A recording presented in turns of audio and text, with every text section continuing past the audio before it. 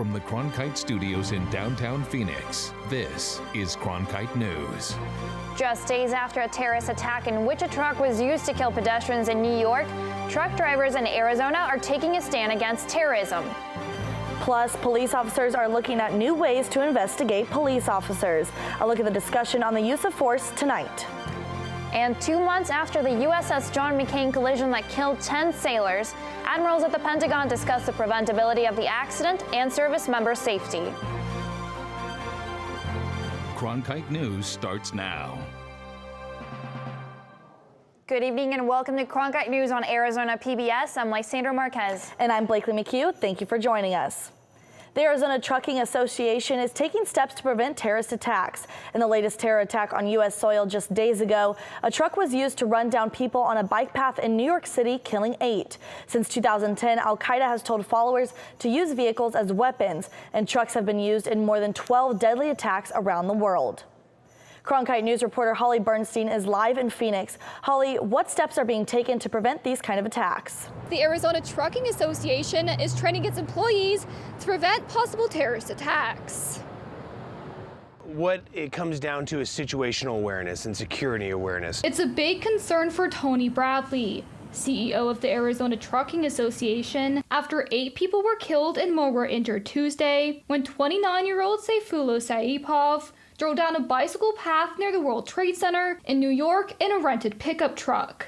A search of cell phones found in a bag that he was carrying, a search conducted pursuant to court-authorized wiretaps, revealed thousands of ISIS-related images and about 90 videos depicting, among other things, ISIS fighters killing prisoners by running over them with a tank. Because this message is being sent to extremist groups, the Arizona Trucking Association wants members to be on the lookout for red flags. If you have a debit card that is, not traced back to a personal or individual, it's a gift card, that might be suspicious.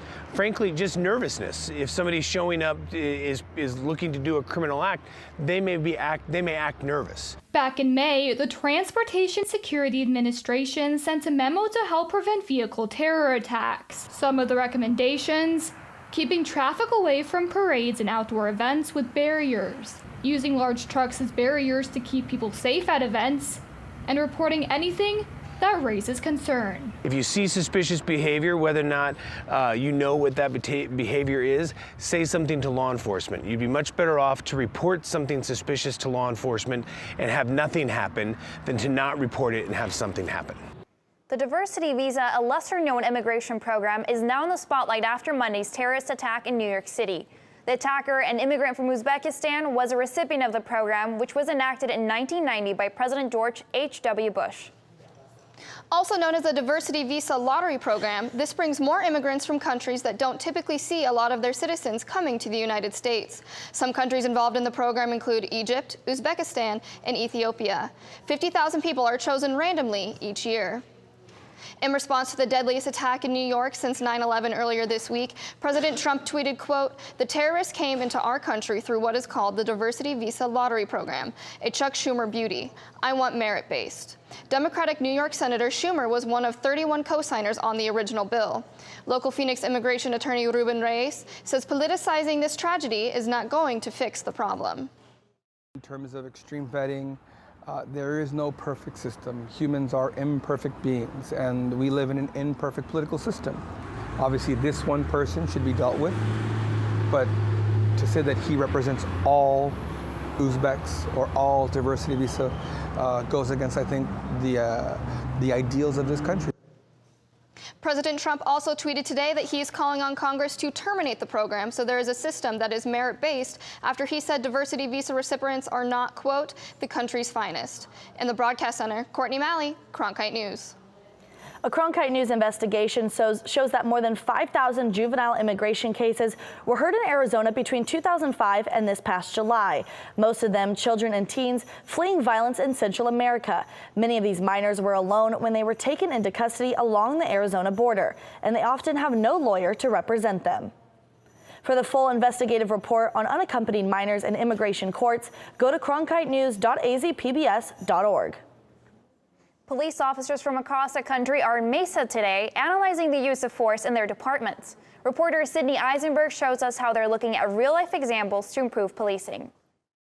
NYPD, LAPD, and other police departments from across the nation flock to Mesa to discuss better ways to investigate police use of force. There's lots of people that train about use of force and the dynamics of use of force and things like that, or the legal implications. But we're focused on how do we actually go out there to a scene and investigate it. The conference dove into specific cases from police departments across different regions of the country to discuss when to interview officers after an incident, how to classify use of force cases, and ways to improve use of force investigation overall. Arizona is no stranger to use of force controversy. The Phoenix Police Department was criticized after officers used pepper spray and foam bullets to disperse a crowd after President Donald Trump's rally back in August. Phoenix PD does have written use of force guidelines that outline when officers should use different response options, including the use of chemical agents. According to those guidelines, a supervisor must complete a use of force report after the use of chemical agents only if someone complains of injury. Captain Herjak says that what happened during President Trump's visit can be used as an example by all departments. It's very obvious that there's a lot of public demand for transparency and use of force, but there's also a huge demand for fairness. I go in and I look at what I can and see what can I learn from this. Did they make mistakes in this case? Are there things that they did that were really sharp that I didn't think of in our cases in Seattle? Cases from New York, Georgia, as well as Seattle were studied during the conference. In Mesa, Sydney Eisenberg, Cronkite News. While several police departments across Arizona took part in the conference, Phoenix PD was not present. President Trump announced Jerome Powell as the new chairman of the Federal Reserve today. Accordingly, it is my pleasure and my honor to announce my nomination of Jerome Powell to be the next chairman of the Federal Reserve. Powell has served as a Fed governor since 2012. A Senate confirmation is still required before Powell moves up to chair.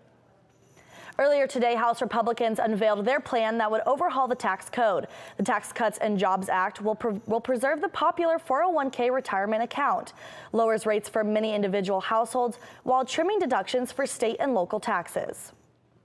The bill lowers the corporate tax rate to 20%, reduces the number of individual tax brackets, expands child tax credit while repealing the estate tax, and will preserve property tax deductions. After the GOP failed to repeal and replace Obamacare, tax reform has been the main focus of Republicans in Congress. However, some Republicans, like Arizona's own Senator Jeff Flake, believe the bill is not enough and that Congress needs to pass real tax reform.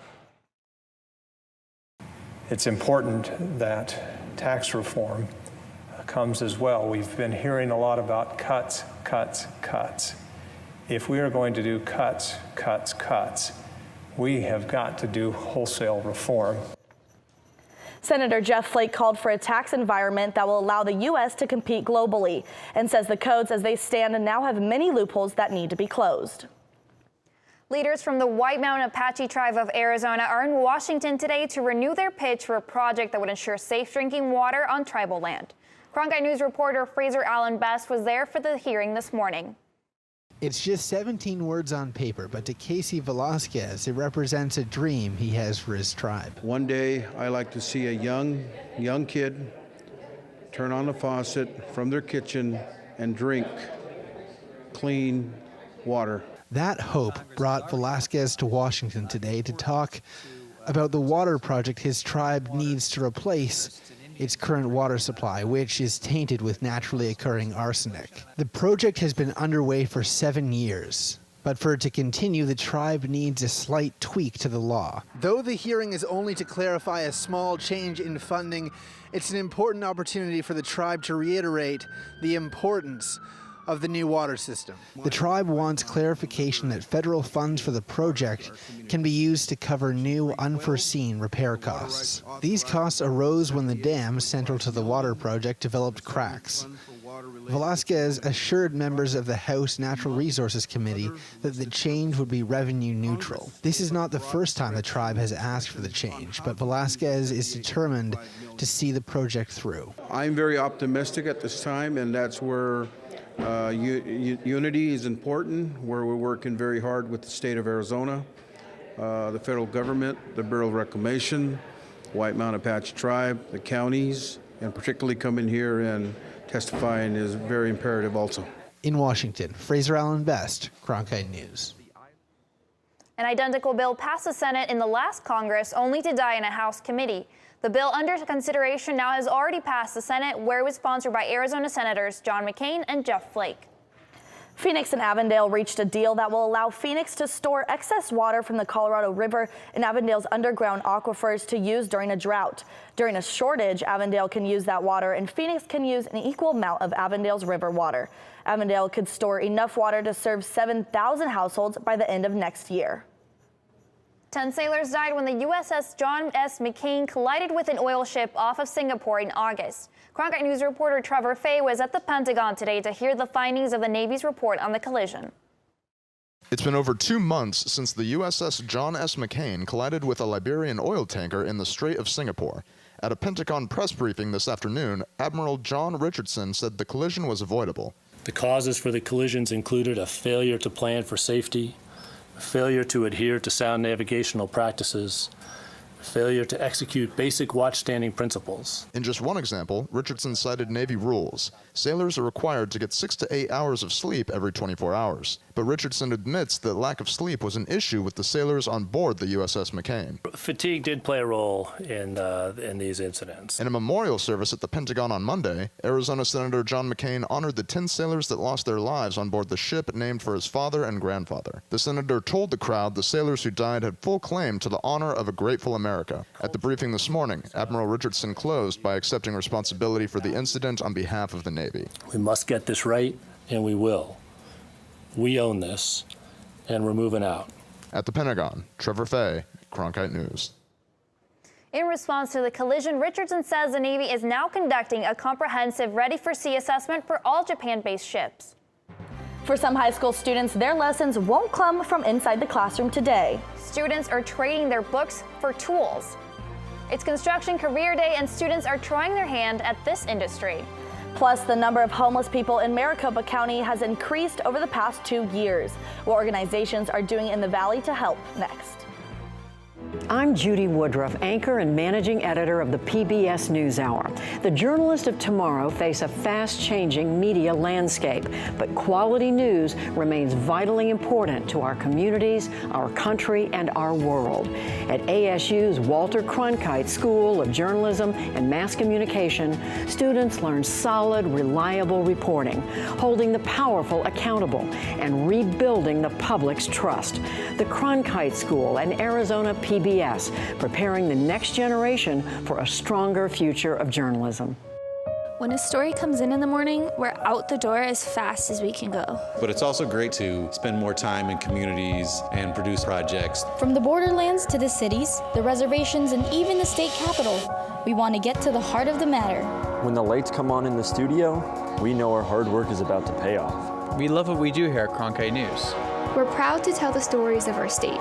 Now more than ever, it's important to have a trusted news source, and that's Cronkite News. A Valley man who is living on the streets this morning will soon be moving into his very own home thanks to Project Connect. Reporter Emily Richardson takes us through the one-day outreach event that gives homeless and near-homeless individuals access to services. Housing, I hope I get that now to get where I'm going to be, so that's my really big thing right now. Charlie Noon is one of the more than 2,000 people in Maricopa County who are currently unsheltered.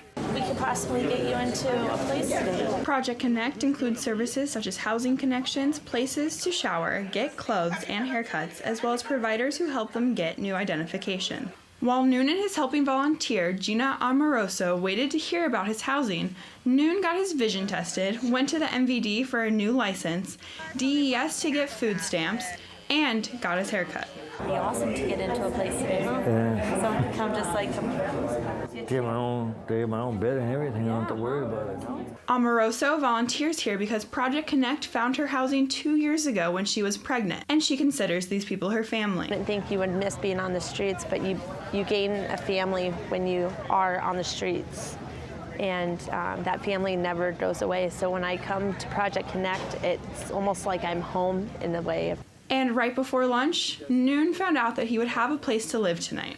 I don't have to be on the street no more. Noon is now one of the more than 13,000 individuals that have been helped by Project Connect. In Phoenix, Emily Richardson, Cronkite News. The next Project Connect is on December 14th in Central Phoenix.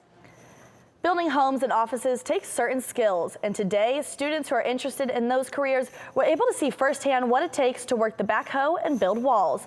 Cronkite News reporter Bailey Moore takes us to the 15th annual Arizona Construction Career Day. My brother, my oldest one, he always wanted to take over the farm and do the whole family business and everything. I never really wanted to sit on the tractor for 8 or 10 hours a day. I'd rather work on it and be a little bit more handy. Every year, construction companies from all over the valley take part in the Arizona Construction Career Days. This year, Wyatt Bagnall, a student at Central Arizona College, was helping to inspire others like him. A lot of good opportunities through RDO and other outside corporations coming in, interviewing us. The annual Construction Career Days fair gives students a unique opportunity to experience a day in the construction field, showing them how to use heavy machinery and providing training seminars.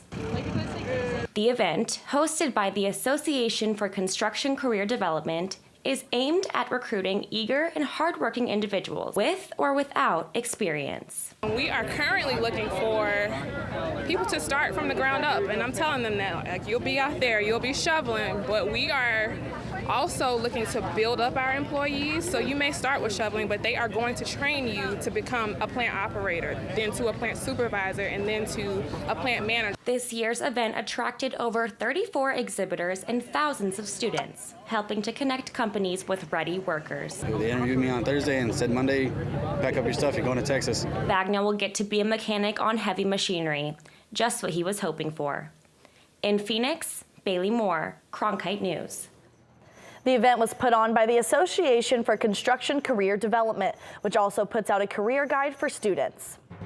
The thought of being bitten by a rattlesnake is terrifying. But soon, the treatment process may not be. A new drug in Tucson that could help stopping the spread of venom from a rattlesnake bite next. And cool temperatures are finally here to stay. Stay tuned for your full 7-day forecast. This fall. I'm so excited! What? From the inspiring to the amazing. You're in the presence of history. The compelling. He said, welcome home. It was just a powerful moment. To the astounding. I promised myself I wouldn't cry. And from the breathtaking. This is real. A journey to Mars. To the electrifying. We're going to change the world. All this and more. All this fall. Oh my God! Fridays, it's at Cronkite News, your social sharing connection where you choose the news. Facebook likes and shares, tweets, retweets, and favorites. YouTube views and subscriptions. We're watching you watch us. From our digital home at cronkitenews.azpbs.org to your television, web browser, or mobile device. Find us on Facebook, Twitter, and YouTube. Then join us for at Cronkite News, our weekly refresh, each Friday at 5 on Arizona PBS. There's a new treatment for rattlesnake bites being developed here in Arizona. I traveled to Tucson to meet with the developer to learn how it can help fight the snake's venom more quickly. Arizona is home to 13 types of venomous rattlesnakes. Bites can affect your heart, nervous system, tissue, and blood coagulation. And the sooner you get treatment, the better. Right now, the most promising thing that we're working with is the use of what are called carbon monoxide releasing molecules that seem to inactivate venom molecules or venom enzymes specifically. This new therapy, created at the University of Arizona, could be administered on a hiking trail or in the wilderness, not necessarily in the hospital like anti-venom. So the way that we see this technology kind of playing out in the market is campers or hikers or people that are outdoors and are exposed to the environment where they may have a rattlesnake or some sort of a snake that they may encounter. That they can have this in their pocket, in their backpack, in their first aid kit, so that if they are bitten and they're not close to a hospital and need that extra time, it functions like an EpiPen that a person can administer on their own. Dr. Nielsen's latest research has shown that he can stall the effects of venom in rattlesnakes like these for up to an hour. We found out that we could inhibit venom directly, which is something we didn't know a year and a half ago. The other thing is, When we exposed venom to carbon monoxide and then put it into an animal model, we found that we were able to prevent the venom from doing things to coagulation for about an hour, leaving enough time to get the victim to the hospital for further treatment. Nielsen has found the therapy works against the venom in more than 36 species of snakes. To advance his research, he needs nearly $500,000 in funding. Snake safety is going to be even more important now that the weather is getting nicer for hiking around Arizona. Holly Bach is tracking our cooler temperatures. Holly, are we going to see some good hiking weather this weekend? We are going to see beautiful weather. We are currently sitting at 80 degrees right now here in Phoenix. Now, we started off with high cloud coverage earlier this morning, which gave us those cooler feels as we felt earlier. However, it cleared up and the sun came out, which gave us those nice temperatures. Now, our high for today was 84 degrees, just 2 degrees up above our average. And luckily, we weren't at our record, which was many years ago at 96 degrees. I think we're all very thankful for the temperatures we have been receiving here in Phoenix. Down south in Tucson, we're going to see 82 degrees currently, Show Low at 61, and Flagstaff at 54 degrees. Around the valley right now, we're seeing temperatures in the 70s and lower 80s, 79 in Glendale and 77 in Goodyear. As we go into our evening, these are going to drop quickly into the 60s, 68 in Glendale and 64 at Cave Creek. Now going into our weekend, Saturday is going to be the warmest of the days at 84 degrees. And on Sunday, we're going to drop down to 79 degrees. Monday and Tuesday, we're going to see partly cloudy skies with highs at 81 degrees. And Wednesday will be at 82, Thursday at 83 degrees. I'm Holly Bach from the Weather Center.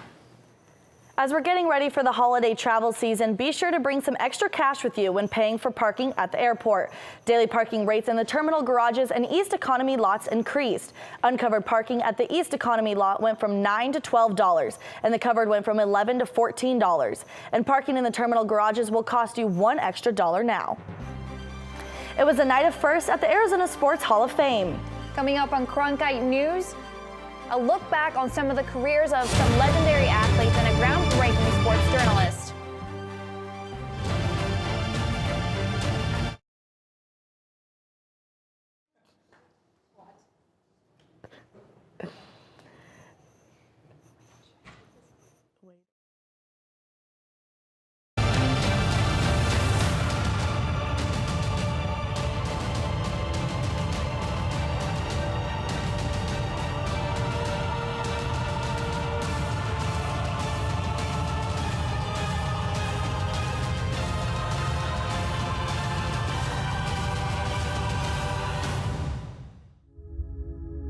Hello from the children of planet Earth.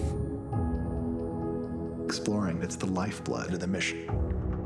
Human beings are a curious bunch. What are we going to see when we get really close? Wow.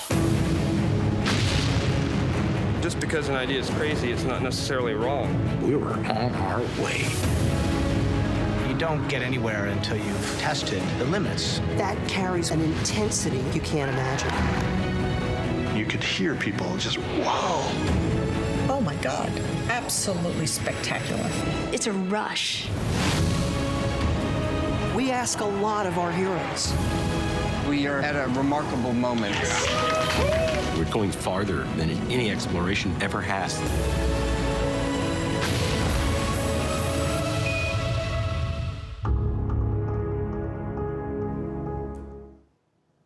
Arizona celebrated its rich sports tradition last night by immortalizing 5 people in the state's Sports Hall of Fame. Cronkite News reporter Andy Krause was in Paradise Valley to cover the groundbreaking event. Coyotes legend Shane Doan, Suns great Dan Marley, Cardinals owner Bill Bidwell, longtime Arizona Republic columnist Paula Bovin, and NCAA wrestling champion and former ASU Sun Devil Anthony Robles were all enshrined in the Hall's 47th class. This is a dream come true for me to be honored by my home state and be inducted in the Hall of Fame. And I'm just going to celebrate it with my loved ones and really the people who helped me get here. You know, my family and my coaches, they're all here. To the Coyotes, I wouldn't be here if you guys hadn't given me a chance. And for you guys to get a table and come tonight, you're kind of the extended family that I'm with all the time. Being around good people makes you better. And that's the way the Suns organization was. Bovin, who now helps lead the Phoenix Sports Bureau of Cronkite News, encouraged young girls in her induction speech to get involved in sports, highlighting their ability to empower. The best thing about sports is that it gives females ideas about a great body image. They learn a lot of weird things from the media today about what a good body image is. Athletics makes them strong, it makes them powerful, and it teaches them that you don't have to be in a bikini to be on a sports magazine cover. It was also a night of firsts for the Hall. Bovin was the first female journalist inducted, and Doan was the first hockey player to be recognized. In Paradise Valley, Andy Kraus, Cronkite News. Cronkite News is proud to be the news division of Arizona PBS. Here's what's coming up on Arizona Horizon and PBS NewsHour. On the next Arizona Horizon, physicist Lawrence Krauss explains how the observed collision of two neutron stars could change astronomy. And we'll hear about free speech from college campuses from First Amendment attorney Floyd Abrams. I'm Hari Srinivasan. On the next NewsHour, we speak to Congressman Kevin Brady, the Texas Republican behind the tax overhaul. That's Thursday on the PBS NewsHour.